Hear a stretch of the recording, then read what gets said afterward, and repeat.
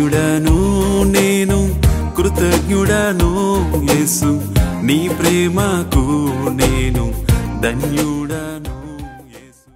యేసుక్రీస్తు పరిశుద్ధమైన సర్వశక్తి కలిగిన ఉన్నతమైన నామంలో మరొకసారి మీ అందరికీ శుభవందనాలు. ఎవ్రీడే విత్ జీసస్ అనే కార్యక్రమాన్ని వీక్షిస్తున్న మా క్రైస్తవ కుటుంబాలన్నింటినీ ప్రభువు ఉన్నతంగా దీవించిన గాక. మరొక లేఖన భాగాన్ని ఉదయకాల సమయంలో ధ్యానం చేసుకుందాం. బైబిల్ ఉన్నట్లయితే యోబు 5:17 దేవుడు గద్దించు మనుషుడు ధన్యుడు, కాబట్టి సర్వశక్తుడగు దేవుని శిక్షను తృణీకరింపకము. చూడండి, ఇక్కడ రెండు విషయాలు కనబడుతున్నాయి. దేవుడు గద్దించిన మనుషుడు ధన్యుడు అట. మనకి మత్తయి సువార్తలో చూస్తే 8 ధన్యతలు ఉంటాయి కదా, చాలామందికి తెలుసు.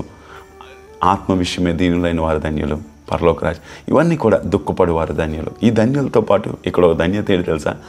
దేవుడు ఎవరినైతే గద్దిస్తాడో వాడు ధన్యుడట. ఈరోజు నీ సేవకులు నేను గద్దిస్తున్నారా? నీ అయ్యగారు నేను గద్దిస్తున్నారా? లేకపోతే నీ పాస్టర్ గారా? లేకపోతే నువ్వు చెడు మార్గంలో వెళ్ళినప్పుడు నీ పేరెంట్స్ నేను గద్దిస్తున్నారా? You are a blessed. దేవుడు ప్రేమిస్తున్నాడు కాబట్టి గద్దిస్తున్నాడు. దేవుడు నీ మీద గొప్ప ప్రణాళిక కలిగి ఉన్నాడు కాబట్టి సేవకుల ద్వారా, నీ పేరెంట్స్ ద్వారా, లేకపోతే నీ ఉపాధ్యాయుల ద్వారా, ఎవరొక్కరి ద్వారా దేవుడు నేను గద్దించి సరి చేస్తున్నాడు.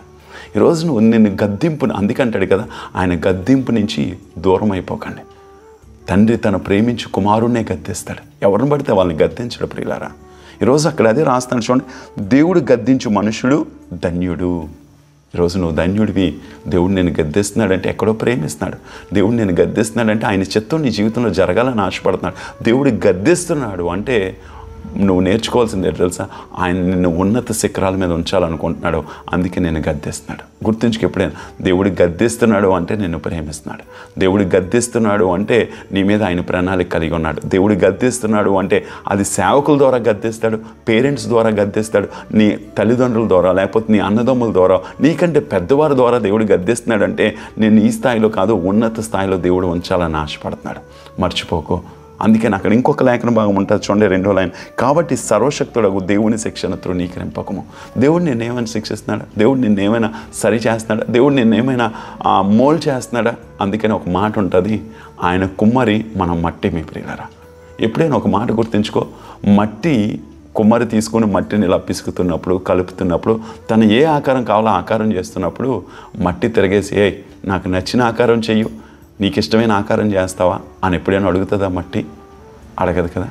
కంసాల దగ్గరికి వెళ్తే బంగారాన్ని కొట్టి కొట్టి కొట్టి తనకు నచ్చిన విధానంలో తీసుకొచ్చినప్పుడు బంగారం ఎప్పుడైనా అడుగుతుందా? ఎందుకయ్యా నాకు నచ్చిన ఆకారం తీయడం అనేసి నీకు నచ్చిన అడగదండి.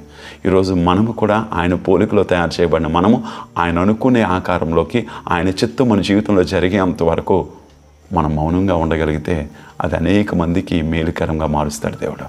గుర్తుంచుకో, దేవుడు గద్దిస్తున్నాడా అంటే నువ్వు ధన్యుడివి. నీ పాస్టర్ గారి ద్వారా దేవుడు మాట్లాడి నేను గద్దిస్తున్నాడు, లేకపోతే నీ తల్లిదండ్రుల ద్వారా, నీకంటే పెద్దవారి ద్వారా. అందుకంటాడు దేవుని గద్దింపును దేవుడు తృణీకరించడానికి ఇష్టపడకు, ఆయన గద్దింపుని.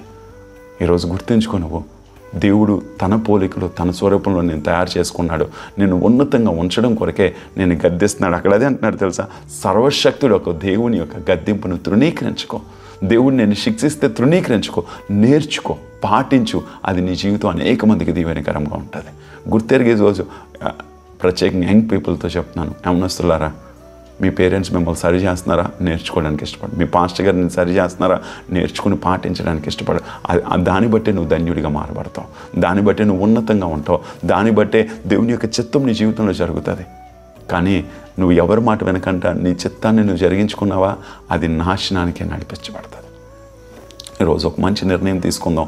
ప్రభా, ఈరోజు నువ్వు గద్దిస్తుంటే మేము ధన్యులం కదా, ఆ ధన్యతను మేము అనుభవించాలని అడుగు.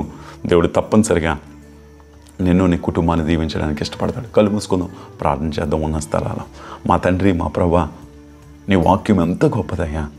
నువ్వు ప్రేమించి వారిని గద్దిస్తావు ప్రభా. దేవుడు ఎవరైతే గద్దిస్తాడో వాడు ధన్యుడట. సర్వశక్తిని యొక్క గద్దింపును తృణీకరించొద్దు అంటాం, ఆయన శిక్షను తృణీకరించొద్దు. నువ్వు ఏ దారి గుండా మమ్మల్ని తీసుకెళ్తావు, మమ్మల్ని, మా కుటుంబాల పిల్లల్ని ఆ దారి గుండా వెళ్ళగలిగే కృపను మా అందరికీ దయచేయమన్నాడు. దీవించి ఆశీర్వదించమని యేసుక్రీస్తు సర్వశక్తి కలిగిన ఉన్నతమైన నామంలో అడిగి వేడుకొంచున్నాము తండ్రి. ఆమేన్. God bless you. దేవుడు మనల్ని, మన కుటుంబాన్ని దీవించును గాక.